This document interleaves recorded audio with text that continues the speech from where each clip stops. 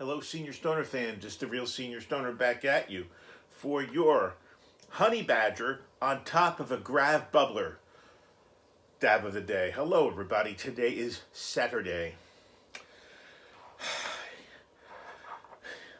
It's tough with all the pain. Let me just say that. But if you enjoyed today's video, please subscribe, join the family. Likes are always wanted, and please send me your comments. I reply to them all. Truly enjoy them. Do you have difficulty accepting yourself, knowing yourself, and expressing yourself? Many people do. Many people have a great deal of problems in these areas. Today, what I want to talk about is being ourself. That's right. Personal relationships are so important. Well, we might feel lonely and disconnected right now, but you know what? We don't want to be by ourselves. We are trying to be friends with people. We want to fit in. We want to be liked. We want to be accepted by other human beings. No one would possibly like us for who we really are. We think. This is what people think. A lot of people think like this. So we have to get past all this and learn how to be just ourselves. Well, revealing our true selves can feel like a huge risk because we live in a world where everyone is presenting themselves as perfect, attractive, and happy. What if we don't feel like we're any of those things? Will who we really are scare people away? Will everyone just suddenly abandon us when we tell it like it is?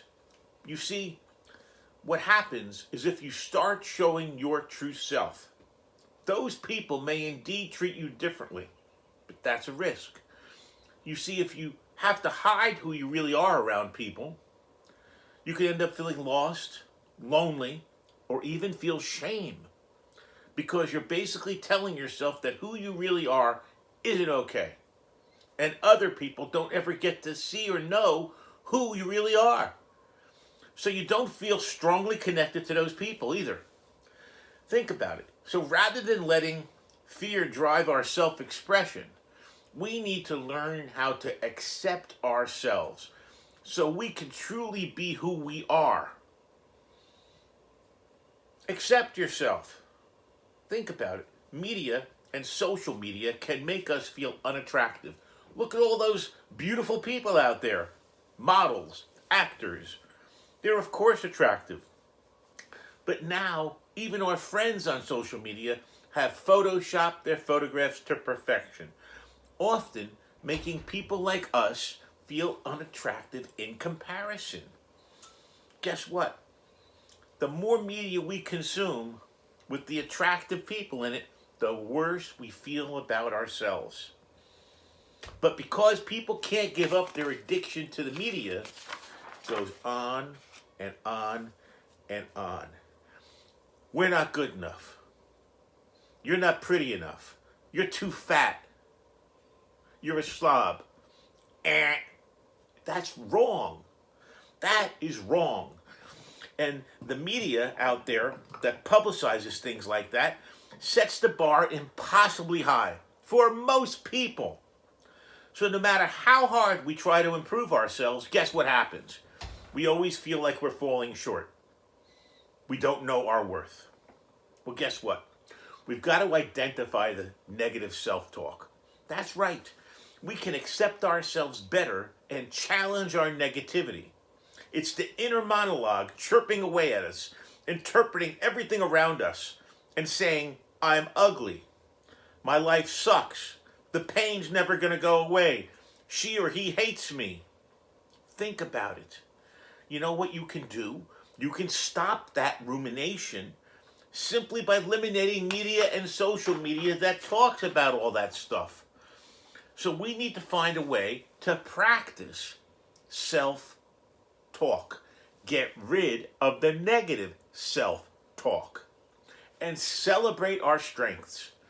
Because in addition to negative self-talk, We also focus on our weaknesses, don't we, instead of celebrating our successes and strengths. We suck at everything. Think about it.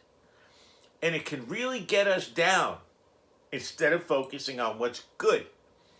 We put ourselves down. Think about it. So, in addition to trying to improve our weaknesses, we have to remind ourselves what we are good at, even if those things seem small and insignificant. Think about it.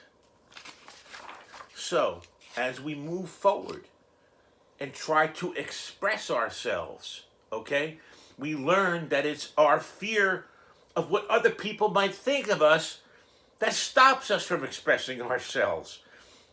Think about what happens in the world today when you say something contrary to the popular belief out there. Craziness happens. Well, guess what? It's not about your friends. It's not about acquaintances. It's the fear you have of people who don't know you criticizing you. And that's why we hold back, because of the possible consequences. Well, guess what? It's human nature for us to want to show the best side of ourselves. And holding back is also part of life, because you're trying to hold back the part of your life that's not going to show well. But guess what? There's no model to follow. There's no everybody else does it this way. If you only show a sliver of who you are, show the best sliver. We don't share everything about ourselves, in part for good reason. We don't want everyone we've ever met to know every little thing about us, and that's perfectly fine. Where people get in trouble, I think, is when self-expression becomes a performance designed to elicit some kind of response in others. And the result usually ends up being that few of the people in our lives really know who we are deep down. So, we might even have started to forget who we are deep down inside of our own brains. It's a very difficult situation for people to be in, because what's happened is their expressions have become presentations for an audience instead of the creative expression of who they really are. Think about it. We're going to have to start paying attention to whether we're acting in order to be ourselves, or whether we are putting on a show. We want to show vulnerability to others. Yes, it's an important step to being ourselves. Most people, however, do not want to show vulnerability. The parts that scare us or make us feel ashamed, angry, or weak. Not so easy to share the parts of us that people might reject us on or abandon us on. It's scary to be so openly vulnerable. Think of it. It's like opening up an old wound and telling somebody there near you to poke the old wound. But you have to kind of be your whole self. You can't pick and choose. I mean, you can. You can do a manicured Photoshop version of who you are. But guess what? We all have to be vulnerable somewhere from time to time. So, let's practice being more vulnerable. That's right. We can even be more vulnerable on social media. That's right. I have IBS. You can't see it. I have chronic intractable pain. You can't see it. I tell people about it. I share it. It makes me more vulnerable. But it's okay because I get comfortable and I understand my vulnerability. You see, whether we're sharing our personal information with a few people or everyone, the goal simply is to be able to be all of yourself, at least some of the time. You see, the problem is people get confused. People get confused because they try to do everything for everyone else and nothing for themselves. Well, I'm here to tell you there's a combo platter for that. What do I mean by that? What I mean is you can do things for yourself while helping other people. But the most important part of today is for us to find a way to liberate ourselves, to be who we truly are.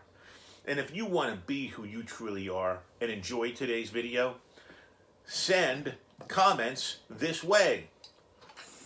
Please hit that like button. Here we go. And by the way, this is GMO Crasher. Live rosin going down.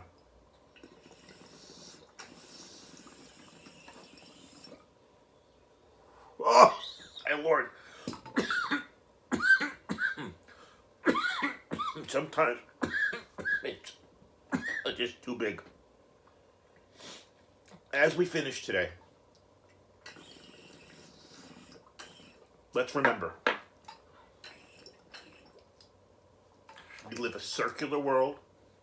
You at the top get two things always, hope and opportunity.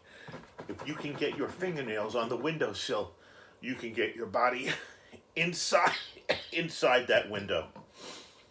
Let's all try to be who we are.